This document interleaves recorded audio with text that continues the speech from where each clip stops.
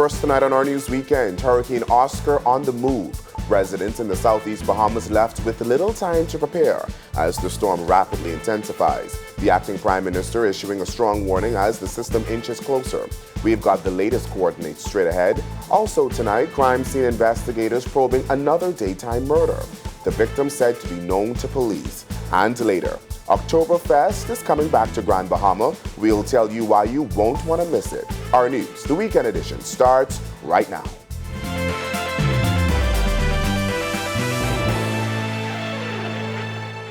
The southeast Bahamas in a race to prepare after Hurricane Oscar quickly developed into a Category 1 storm in less than 12 hours. Welcome to our news, the weekend edition. Thanks so much for joining us. I'm Berthany McDermott. The southeast Bahamas now under threat by Hurricane Oscar, the 15th named storm of the 2024 Atlantic hurricane season. At 3 p.m. today, Oscar was upgraded from a tropical storm to a hurricane, with a warning now in effect. This means Mayaguana, Crooked Island, Acklins, Long Key, Ragged Island, and Inagua could begin feeling hurricane conditions within 36 hours. The Disaster Risk Management Agency has partially activated the National Emergency Operations Center and has advised Family Island administrators to activate command centers in the impacted islands.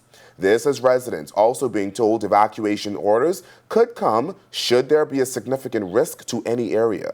The DRM holding a press conference moments ago where Acting Prime Minister Chester Cooper addressed the nation. However, ahead of that briefing, he shared this with us.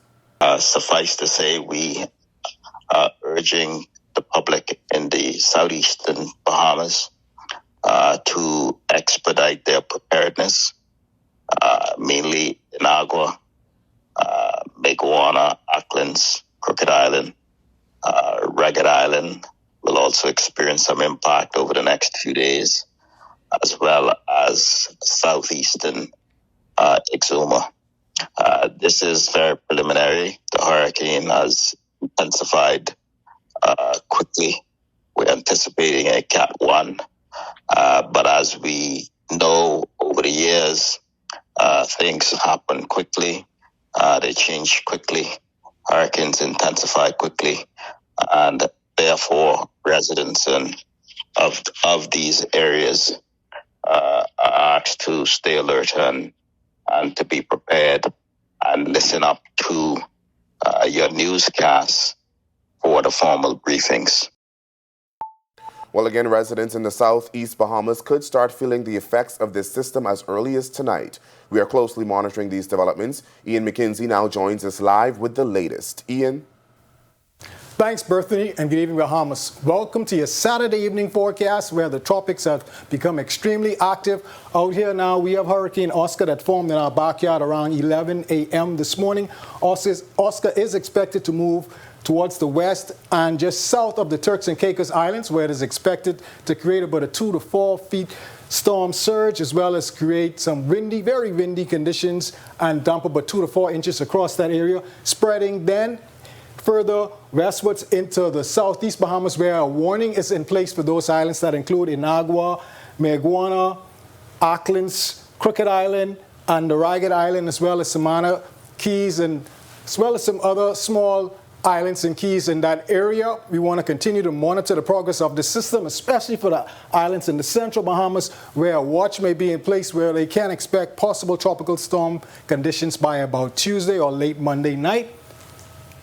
Taking a look now at our satellite imagery where we have Nadine that's barreling in on Belize, expected to make an impact on portions of Guatemala and the southern coast of Mexico tonight and through tomorrow. And again, as I mentioned earlier about Oscar, Oscar is now racing westwards just south of the Turks and Caicos Islands, and it is expected to make an impact on the southeast Bahamas tomorrow and through Tuesday. So we want to continue to monitor the progress of the system, folks, and we want to rush to completion. Boating forecast, we're asking you boaters in the northwest Bahamas to remain in port. The threat of Oscar just pretty much sped up everything. Winds northeast, east 20 to 30 plus knots now. Seas 6 to 9, but up to 12 feet in those northeasterly swells. High tide at 10:04 p.m. tonight. Low tide at 4:11 a.m. tomorrow. The central and southeast Bahamas, without a doubt, guys, remain in port. Secure your vessels. We expect winds to get up to tropical storm to hurricane force in the central and southeastern areas. Seas will be 8 to 12, but up to 20 feet possibly in those strong winds. In your extended forecast, expect a windy day around the country tomorrow. Expect that to continue pretty much into about midweek. We do expect some rain bands from Oscar to affect portions of the northwest Bahamas, which includes New Providence, Monday through Thursday.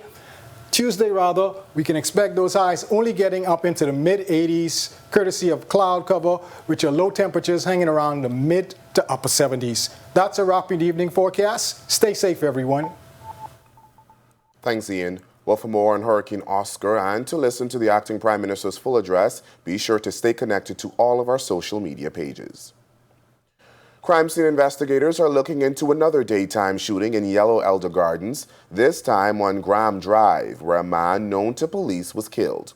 The victim, in his early 20s, was reportedly being electronically monitored for a major crime.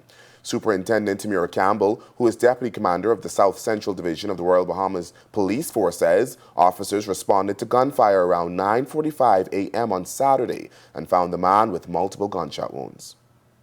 As a result, EMS responded and they pronounced the male lifeless. Information received is that the victim, the deceased, was walking along Graham Drive when he was approached by a gray silver type Jeep vehicle. 3 assailants exited and shot him multiple times about the body. Superintendent Campbell emphasizes that police presence in that area is constant with daily patrols and weekly walkabouts. She also made this appeal to anyone with information to come forward. This is broad daylight, and we have such a vicious, violent crime where 3 assailants was able to gun down a man in broad daylight. I'm appealing to members of the public who may have information, any information.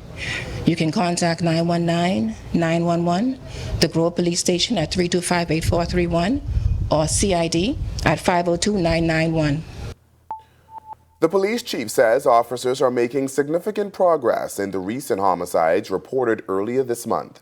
In the latest case in the crime spike, a man was killed in a Sunset Park off Carmichael Road. 2 men have been charged and a high-powered rifle recovered. Just days before, in Flamingo Gardens, another man was killed while holding his child, and a separate incident claimed another life near Superwash on Blue Hill and Malcolm Roads. Commissioner Clayton Fernandez shared this much on what investigators have uncovered. We know now, based on our investigation thus far, that those 2 matters are connected. And they are connected by ballistic, so we believe that they are the same individuals who are responsible. We have following some significant lead with respect to that, to both homicides, the one on Blue Hill Road and the one in Flamingo Gardens. Fernandez says investigators are also getting closer to solving another murder on Wilson Track in Englerston. There's 2 individuals we arrested this week. The weapon used in that homicide, they were found in possession of that weapon. Detectives, as we speak, is speaking to those 2 individuals now. So we are well on the way in clearing these matters. Well, this morning's homicide comes just hours after the Davis administration launched its new crime-fighting initiative, Clear, Hold, and Build, set to kick off Monday in Englerston. Police Commissioner Clayton Fernandez says the plan aims to give residents a stronger sense of security from day one. We sat and we realized that Englerston, you are seeing now the crime continue to climb. And that's exactly why Police Commissioner Clayton Fernandez says the newly launched Clear, Hold, and Build initiative will start in the Englerston community. Government's crime-fighting strategy, which was rolled out on Friday, aims to disrupt criminal networks specifically targeting gang leaders and members. Fernandez shared a crime breakdown for the area, emphasizing the need for action. In South Central alone, you had 13 homicides in South Central. 8 of them happened in Englerston. You had 3 attempted murders, 5 sexual offenses, 27 armed robbery, 5 5 robberies, and then the break-in, house break-in, 14, stealing, that's gas tank and vehicles being broken into, and then the stolen vehicles that I mentioned, you had a total of 28. Fernandez says the initiative will zero in on key hotspots including Lincoln Boulevard, Florida Court, Miami Street, Key West Street, and Washington Street. Police say they have also identified stash houses used to hide guns and drugs in the area. As for how long the focus will remain on Engliston before shifting to other parts of New Providence, officials did not specify. And with homicides nearing triple digits, we asked the police commissioner what sets this initiative apart from previous efforts. This will assist in moving the fear of crime within the community. I always believe in 3 things to remove the fear of crime from the public: response time, follow up on complaints. Once a complaint is made to the police station, follow up, moving the fear. And at nighttime, you could imagine, at nighttime, you see the glare of the police light flash, and you say, boy, the police is in my neighborhood. That alone assists in moving the fear of crime. An inmate was allegedly caught with contraband after returning to prison from court. Prison authorities allegedly found 24-year-old Calvin Alain with a cell phone, 10 packs of cigarette, 34 rolling wrapper papers, 3 pounds of marijuana, and a Bluetooth radio when he returned to the correctional facility on September 19th. Alain denied charges of introducing prohibited items into a correctional facility and drug possession with intent to supply when he was arraigned before senior magistrate Kendra Kelly.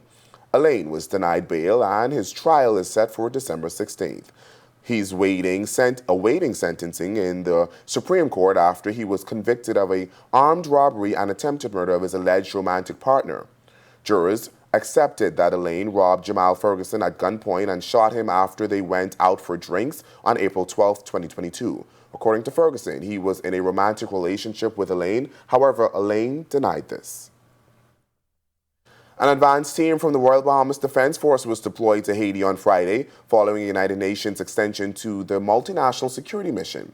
RBDF Deputy Commander Captain Shondell Pinder told Our News the team consists of 6 officers who will serve on a 6-month rotation.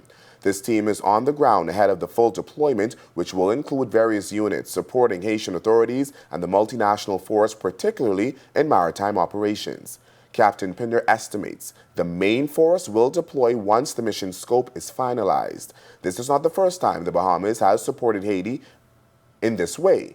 Back in the 1990s, the country participated in a multinational peacekeeping mission to the island. At least 10 countries have pledged around 2,900 troops to address the violence in Haiti, but only 430 have deployed since the mission began in June, nearly 400 from Kenya.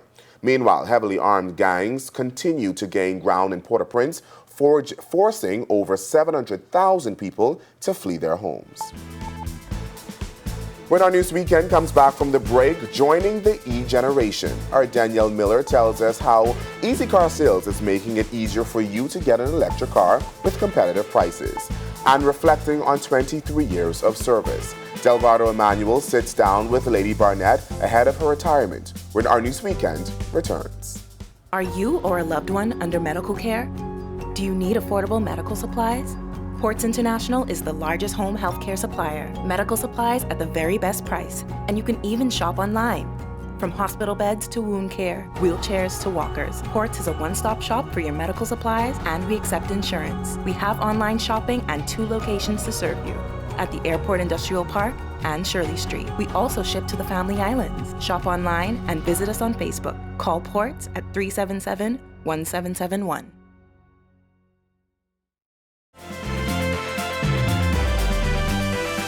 This past Friday, Our News launched a major promotion with Easy Car Sales, offering you a chance to win a brand new electric vehicle for the new year through the Ride Easy with Our News campaign, running from now until January. One lucky viewer will drive away in a BYD One Pro, joining the electric vehicle revolution. The winner will be announced during the RTV 2024 Boxing Day Junkanoo Parade broadcast. As for details on how to enter, stay tuned to Our News starting next week. Tonight, Danielle Miller shares more on how you can become a part of the Generation E. Well, the cat is out the bag. We will be giving away a car complement of Easy Car Sales this December. We were at the car show this weekend for the big announcement. However, if you don't want to wait until December to pick up one of these fantastic vehicles, I'll let you know how you can snag one up. Easy Car Sales is making it pretty easy to become a part of Generation E, starting with competitive prices and a wide range of electric vehicles, from sedans to trucks, and of course SUVs, like the one we'll be giving away to one lucky viewer. Timmy is currently in the BYD 2024 Yuan Pro. Flip screen. Then there's affordability. Easy Car Sales managing partner Pia Farmer revealed during this weekend's car show that the auto dealer has relaunched in-house financing plans. Many of the people who are watching tonight would have bought a car from Easy Car and financed it. Well, we're back.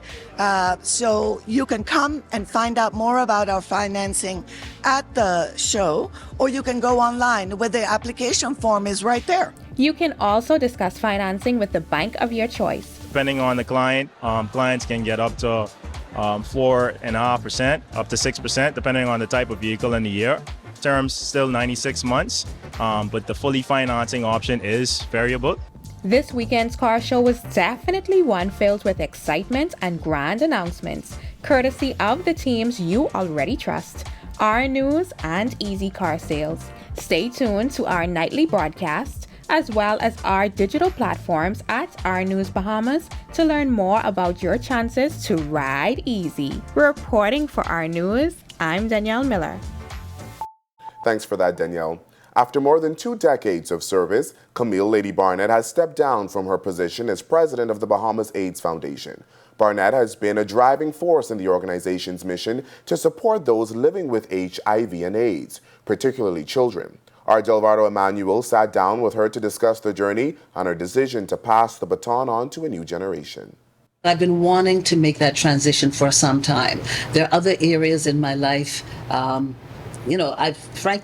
put the AIDS Foundation at the top of the list in my life, the top priority. And it really is and was time to step back and have other things take priority. After dedicating over 20 years to leading the Bahamas AIDS Foundation, Camille Lady Barnett has decided it's time to take a step back and embrace a new chapter of her life. While reflecting on her decision to retire, she shared that the timing felt right. My grandchildren and the Zonda Club of Nassau, and to be able to travel when you want to and not be tied down to, I need to be here because we're doing this event or this activity or something like that. So I've been wanting to do it for a while. Lady Barnett is originally from Canada, but the Bahamas has been a home for many years. She is married to Sir Michael Barnett, the former Chief Justice of the Bahamas.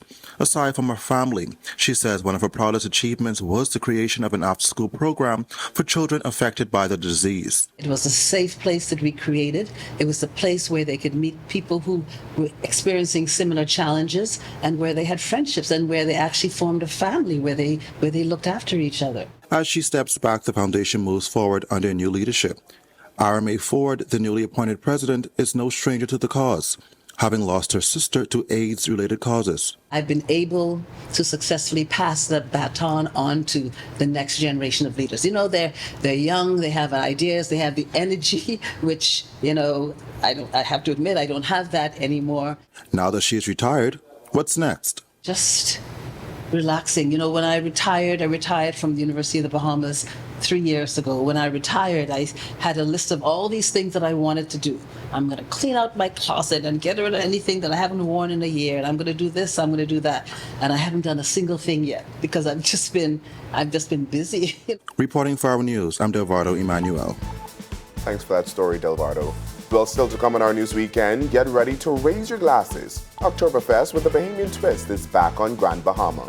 Coming up, we'll tell you how the exciting event is helping boost visitor arrivals and why it's a celebration you won't want to miss. JJ and the Liberty get sent to a decisive Game 5, and Jazz and the Yankees and Anton and the Mets both get wins. Bahamians run the Big Apple. We're going to talk about it next on our Sports Weekend. Are you or a loved one under medical care? Do you need affordable medical supplies? Ports International is the largest home healthcare supplier, medical supplies at the very best price, and you can even shop online. From hospital beds to wound care, wheelchairs to walkers, Ports is a one-stop shop for your medical supplies, and we accept insurance. We have online shopping and 2 locations to serve you, at the Airport Industrial Park and Shirley Street. We also ship to the Family Islands. Shop online and visit us on Facebook. Call Ports at 377-1771.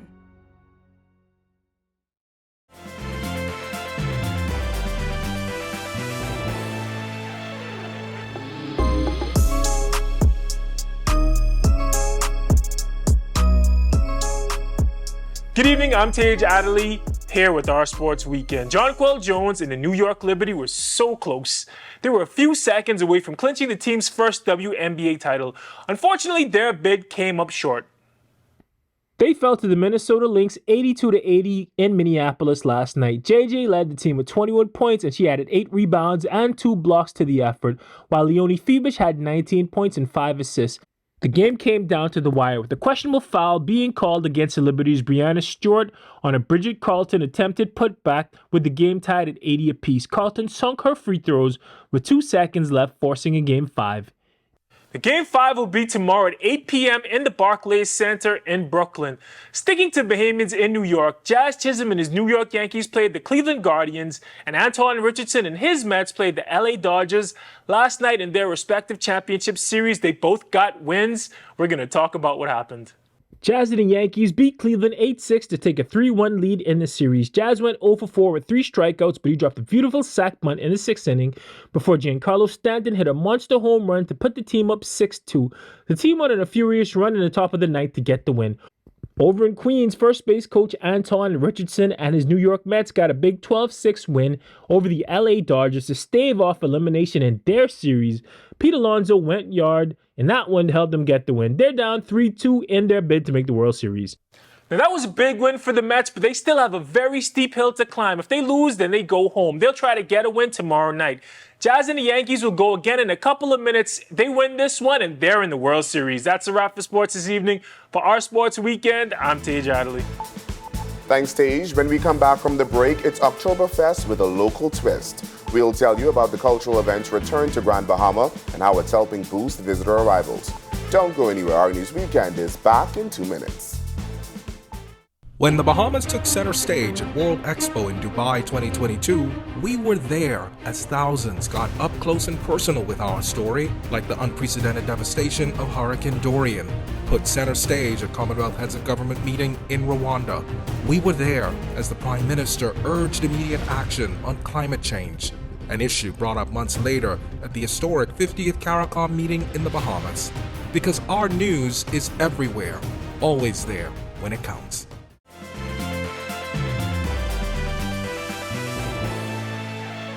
Welcome back to our News Weekend. The Ministry of Tourism Grand Bahama continuing its push for visitor arrivals with the return of the 2nd annual Oktoberfest Beer and Barbecue. The event, announced this week, aims to attract more visitors to the island while celebrating the spirit of Oktoberfest with a Bahamian twist, which tourism officials say is one of the world's largest folk festivals that originated in Germany. Elaine Smith is Assistant Manager of the Product Development Department for the Ministry of Tourism, Investment and Aviation. The Ministry of Tourism recognizes that we must continue to facilitate events such as Oktoberfest, which will attract visitors to our destination. As done last year, our goal is to celebrate Oktoberfest, but with a unique Bahamian flair that will highlight our local beers such as Sands and Kalik, along with highlighting culinary tourism and heritage. This year, attendees can capture the feast of our free pig roast while enjoying a local entertainment. The event is set for next Saturday, October 26th, at the Freetown Heritage Site in East Grand Bahama. Senator James Turner touting Grand Bahama as the entertainment capital. Festival capital of the islands of the Bahamas. And we continue to prove that. Not so long ago, we had a fantastic event in the very eastern end of the island in McLeanstown where, we presented entertainment unparalleled in the Bahamas. And now we're launching with the Ministry of Tourism, the Oktoberfest in Freetown, East Grand Bahama. I want to say to all of the residents of Grand Bahama, there ain't no party like a Grand Bahama party. And while we may have visitors coming in and mixing with us, the truth is what makes that mixture so unique is when Grand Bahamians get involved with the visitors. Thank you so much for joining us for Our News Weekend. On behalf of the entire team, I'm Berthany McDermott. Have a great weekend, everyone.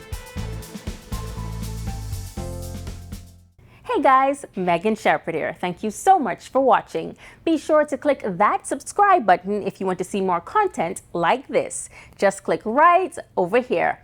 And don't forget to turn on your notifications so you stay up to date with content like this from the team you already trust.